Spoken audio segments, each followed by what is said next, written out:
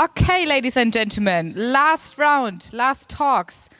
You can sit still on the stairs and make yourself comfortable, but you can turn your attention towards the stage. That would be very lovely. We also welcome our audience on the other side and say hello to everyone who is joining us for this very last session of talks here at this stage.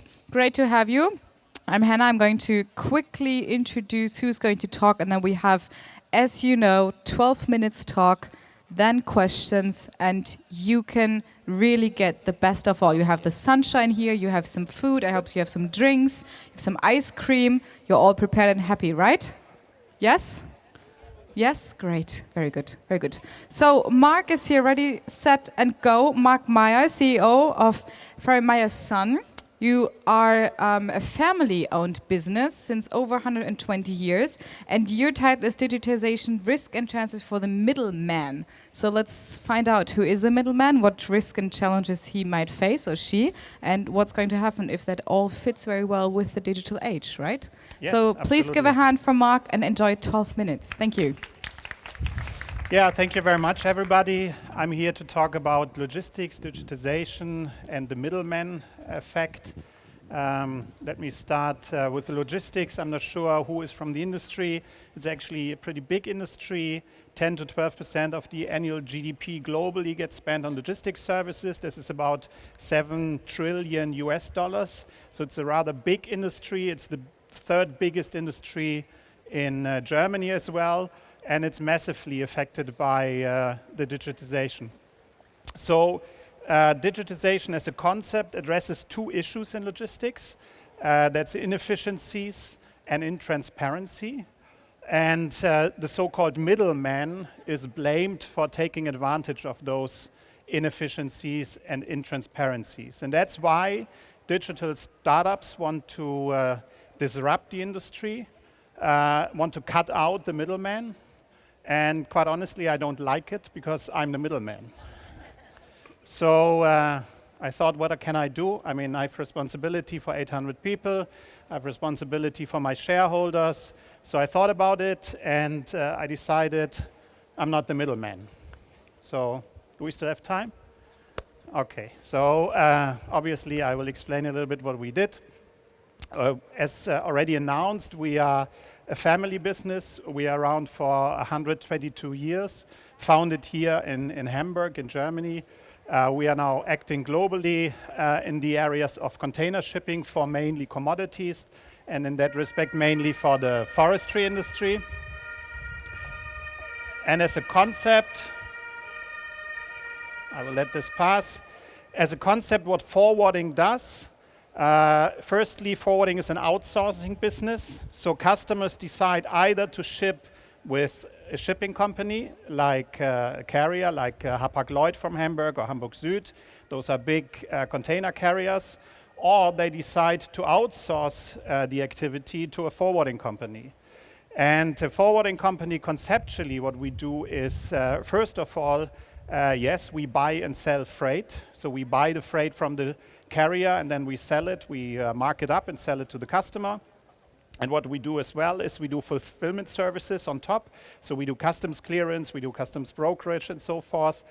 And we also do what we call supply chain management. So end to end, we make sure that if somebody ships a container with paper from southern Germany to the Midwest in the US, we make sure that everything works fine, that there is transparency, that the consignee knows that the shipment is coming, and so forth.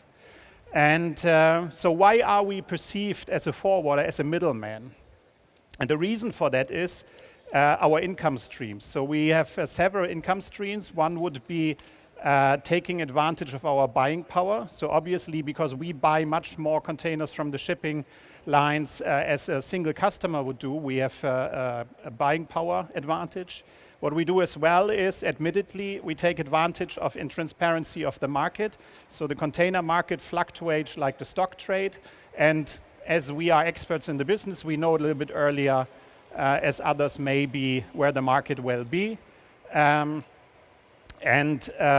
Basically, what the disruptive startups do they take care of the pain points of customers, of our customers. And there are a couple of pain points in this industry, which is a very traditional industry and not yet very digitized industry as well. And there's, for example, a company called Flexport in San Francisco. They are probably one of the prominent startups in that area because they were founded, let's say, a couple of years ago. They already gained or got funding of about, I think, 1.3 billion US dollars. So it's a pretty big company now in terms of the firepower that they have. And what they aimed at was the pricing process. So if you want to get a rate from a forwarder, it will take from, let's say, immediately up to 4 days to get a quotation. And what they basically did is similar to the Expedias or Booking.com. You get instant rates online. So that was the big selling point of Flexport when they started their business. They evolved from there on. It's not the selling point anymore. But anyway, so they focused on one of the pain points. And for example, there's another startup called Cineta. They were founded in Oslo in Norway. Pretty successful as well for, let's say, in a European context. I think they collected around $50 million in funding so far. And what they do is they offer, let's say, price comparison website in a broader context, I would say. So you go there and you can look up, if you pay for it, what the container rates on a certain trade are on a given moment or for a long-term contract. So this is how they try to disrupt the industry. And now I get to the point what we did from our perspective, seeing this threat of to be, cut out as a middleman or to be disrupted. First of all, we did what everybody should do who runs a business or wants to start a business. We thought about, first of all, how can we eliminate pain points for customers? So our customers just want to ship cargo from A to B. And what happens in that chain, and how can we address the pain points? So basically, we followed some of the startups, and we just what they did. We have our own online quotation platform now. We have an online booking platform as well. We have an online collaboration platform and all kind of stuff. And in order to get there, we had to do really one thing that was a disconnect innovation from the operational process. So all innovation actually happened isolated in the technology department, not involving the current business, because that is quite often really an obstacle if you try to generate innovation out of the operation, because they see more kind of the obstacles and the burdens rather than the opportunity. That we did, and then we applied those technologies with certain customers, generated success cases, and we got there. And we're actually on a good way. But I think just to follow the startups is not enough. My strategy is to be ahead of the startups, and rather than killing pain points, we focused on generating value. So I thought we have to get away from the fulfillment and transactional status to be really a creator of value in the supply chain. And there's a couple of ways how you can create value in the supply chain. The obvious one is that the customers always want to reduce cost. That is something that you can do across the supply chain.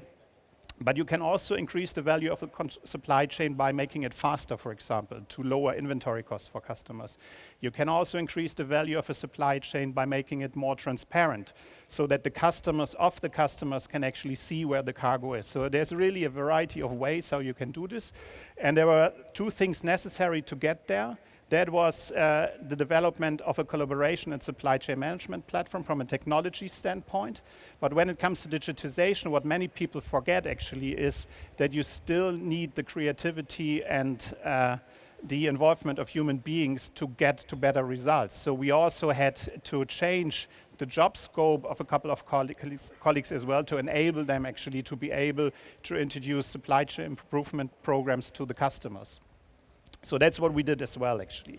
And then, because I think digitization not from the perspective of technology, I always think it from the perspective of people, then we thought about, so okay, now that we are in a process of getting the company to another stage, why don't we think about all the stakeholders in the company, not only the customers, but also the employees and also our partners, the shipping lines, the trucking companies, the railway companies. So we reached out to them, and again, not with the concept of what can digitization do for you, but with the concept of, for example, when it comes to the employees, how could we be a better employer? And not to my surprise, but to the surprise of many, it wasn't money what was first. What people really wanted were two things: involvement, so involvement in the company, also feedback, appreciation, and then the other thing was some kind of certainty in terms of the career. You know, as nomad we are allegedly all are and so forth, all of us have a deep desire of trying to understand what will happen in the future. So we addressed those things by first of all introducing a new process that were annual appraisals. It's not so new in the industry, but for my company it was new. But the other thing we did, and that was actually something new for the employees, were two things. First of all, we introduced a technology platform that enables the company to communicate directly with myself if I want, or if the employee wants. And on that platform, the employee can say, I need training. I want to work abroad for a while. I want to work abroad forever or for a time span. I'm unhappy with what I'm doing and so forth. So that was actually quite cool, because now when we have a discussion about filling a position, and we had really positions where I thought, why can't I fill those positions internally? That was Los Angeles, Munich, Ho Chi Minh City. Okay, I understand that not everybody wants to go there, but we never found people, and it was always because the manager said, we don't have anybody. We have a lot of talented people, but we don't have anybody who wants to go there. So now I know there's much more transparency, and also the employee knows that he is enabled or she is enabled to control somewhat the process. We did the same with the partners. We reached out, what is difficult for you? So, and when we changed processes and introduced technology with them as well, like direct EDI connections for the billing processes and so forth. There's a lot of things you can do. So I think, in an essence, if you see digitization from the perspective of people, and if you see your business as something that in order to survive needs to create value all the time and every year and again, not only for customers, but also for the employees and also for the partners, then you will end up surviving, generating revenues for your shareholders, and I'm pretty sure we will be around for another 100 years. Thank you very much.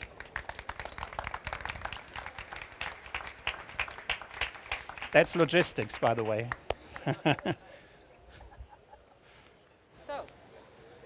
Yeah. Any questions from the audience? 6 minutes on the clock for you. Blown away. Oh, there we go. Britta. How long did that process of transformation take you? Was it 5 years, 2 years, 6 months? Well, I'm only with the company now for 4.5 years. But I will not pretend that I'm the only one who drove it. So I would say we started to introduce new technologies about 7 years ago. And when I took over, we started with that thought process of value creation. And I'm also not admitting that, or not pretending that we are there yet.